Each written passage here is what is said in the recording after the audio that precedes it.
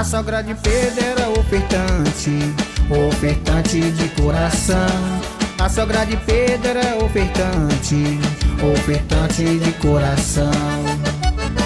E também tratava do filho do Deus de Abraão. E também tratava do filho do Deus de Abraão. Ele curou, ele operou com seu poder, porque a sogra de Pedro era de Deus. Ele curou, ele operou com seu poder, porque a sogra de Pedro era de Deus. Imagine, irmão, como Deus é bom. Até a sogra de Pedro ele curou. Imagine, irmão, como Deus é bom. Até a sogra de Pedro ele curou. E mesmo assim Pedro negou. Mas o milagre aconteceu e o Filho de Deus não olhou pro pecado de Pedro e se compadeceu. E se compadeceu. E se compadeceu. E se compadeceu.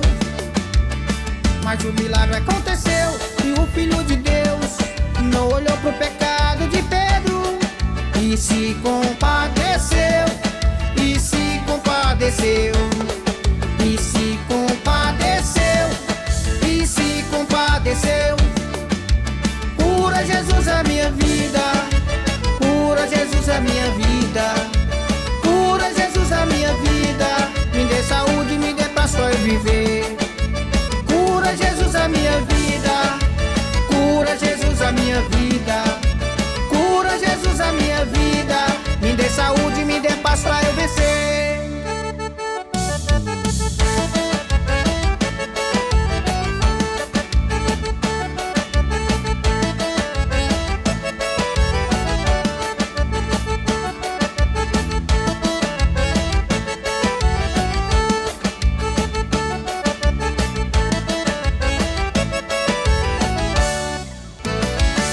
A sogra de Pedro era ofertante, ofertante de coração. A sogra de Pedro era ofertante, ofertante de coração. E também tratava do filho do Deus de Abraão. E também tratava do filho do Deus de Abraão. Ele curou, ele operou com seu poder, porque a sogra de Pedro era de Deus. Ele curou, ele operou com seu poder, porque a sogra de Pedro era de Deus. Imagine, irmão, como Deus é bom. Até a sogra de Pedro ele curou. Imagine, irmão, como Deus é bom. Até a sogra de Pedro ele curou. E mesmo assim Pedro negou. Mas o milagre aconteceu e o Filho de Deus não olhou pro pecado de Pedro e se compadeceu. E se compadeceu. E se compadeceu. E se compadeceu.